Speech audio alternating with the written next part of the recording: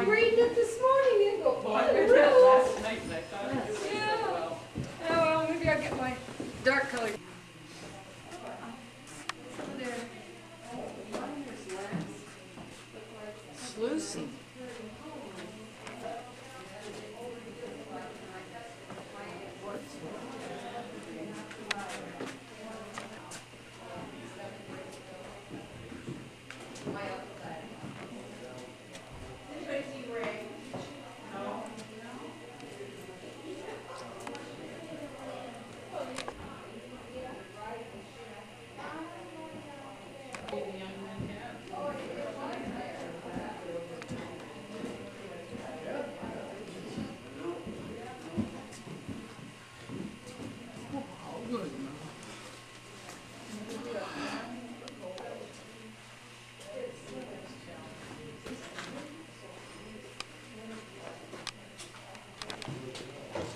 Like the printing press? Printing press, right.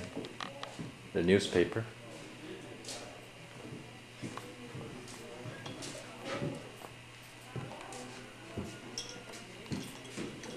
Oh, there's still this old piece of newspaper, I would think. I don't know if it gave the date on it. October 19th, 1882. 1882, huh? Arrowsmith Observer.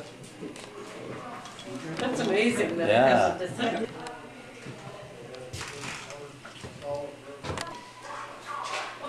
Oh boy, maybe looks like the old one. No, I don't think so.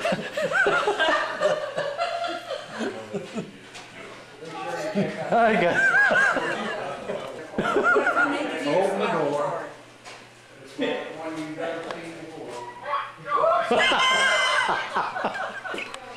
Okay. Have to check out the lavatory. Oh, is that right? Okay, I haven't been. Is this the real bathroom or No.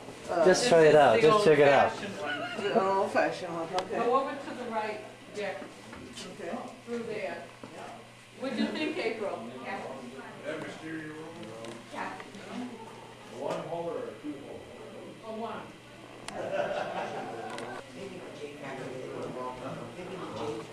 Check this out.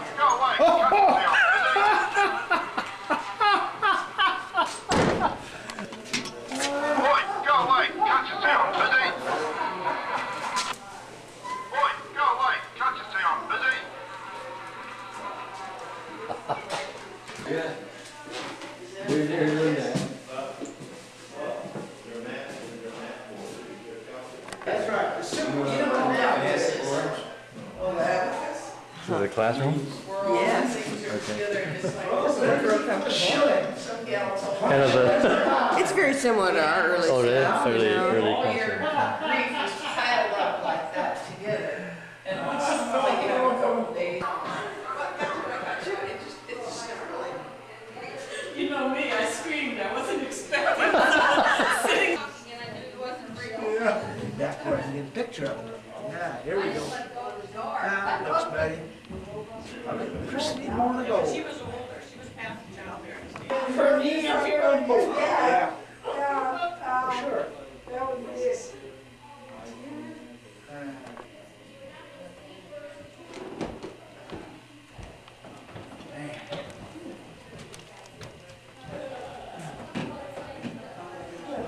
Oh, wow.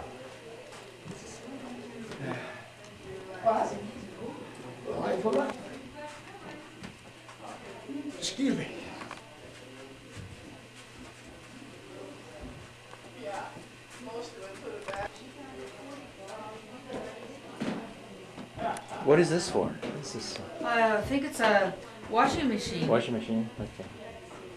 Because when I was a kid, Uh-huh. I got my arm stuck in one of the attached to the top of the washer. Yeah, yeah. Yeah, it is.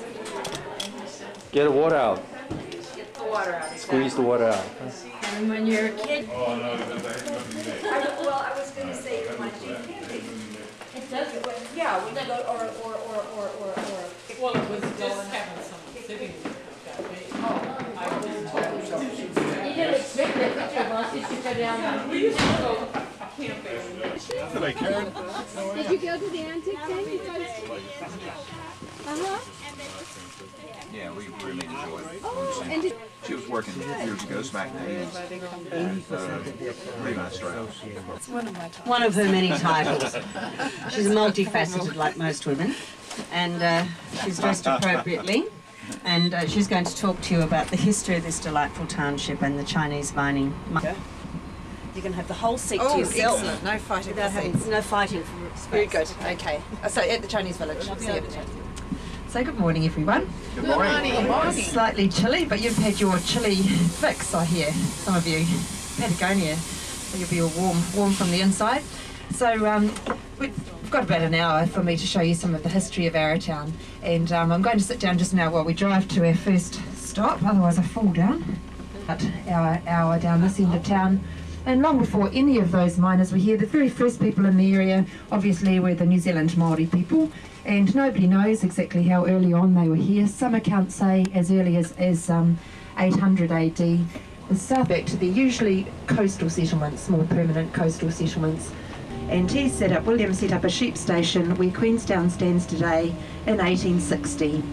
And on his sheep station from Queenstown to here, to this area here, the store is just down to your right, runs down through the gorge. This little one straight in front of us here is Bush Creek, and that's a tributary, and that joins up with the Arrow just a bit further down there. So he was playing around just a bit further back there, and the war town was named Fox's Camp for a very long time rather than Arrowtown, and nobody knows where and when we got the name Arrowtown. And even today, if you were to ask any local here in Arrowtown who first discovered the gold, chances are they wouldn't say Jack Tewa, they would say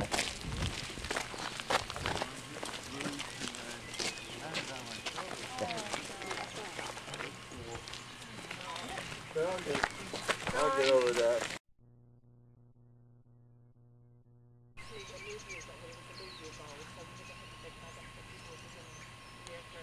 But by the time the Chinese got here, they were going over the tailings and digging of the European miners, so it was very, fine, hard work. This building here and the little outhouse here are the only two original buildings left in the settlement, and they were both stores, Chinese stores. This was a wooden building, this was being built and burnt down, and at this day the stores were really the focal point of the community. There's another much larger store further down there. There's nothing left of that one. Community really looked after each other, knew each other very well, and they could buy everything they wished for from the Chinese store there. All goods imported from China, all their cooking supply. Obviously just very intelligent, charismatic person. So particularly with his English, he was a real go-between between the European community and the Chinese. And over the years, of course, they became quite a lot closer than what they had been at the start. So lots and lots of stories about him and about his store. Children remember being taken in there and how it was just like visiting China for them. Lots of really descriptive accounts of what it was like in there. And to the back right is what archaeologists believe was an opium smoking den. When you walk in the back room on the right, and the stereotype is that the Europeans like to drink and dance for their recreation, bit of escapism, and the Chinese miners like to smoke opium and gamble for their recreation. And so that would be the kind of thing that would be going on in there. And the first to the right was an informal bank or office. First to the left was a kitchen. Second to the left was a bedroom.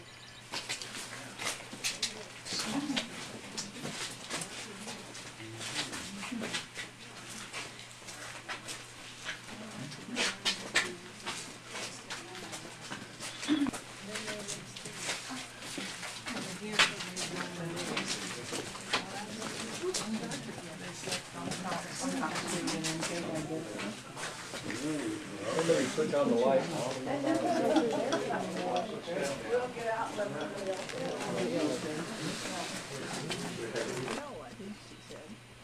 Kind of like a place where they... The hotel is this is the right. Storage, basement, extra places where people could come and stay.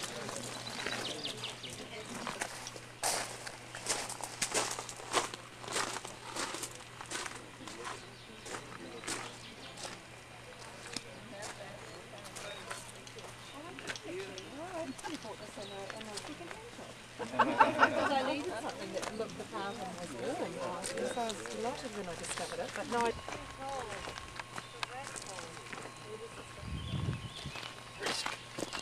Some trees, but then there's all the European trees, there's hawthorn and elderberry and rowans and willows and things, and they were all planted. None of these were here, of course, when the Chinese originally came, but all these European trees were planted by the European miners to remind them of home, just to recreate what they knew from home, but they never grew that well back in England or wherever, but here they just grow like weeds and just take over. Bowling club rooms and lawn bowls is a very popular sport in New Zealand. So just out on these, and this is the only church still regularly used. Just quite recently the Presbyterian Church stopped holding services because they didn't have the congregation, but the Catholic Church is very, very much, but bought by the church in the 1890s, and a school was opened there, one of the first schools in Arrowtown, and the school teacher that was brought out from Australia to open and run the school was a Catholic nun called Sister Mary MacKillop, and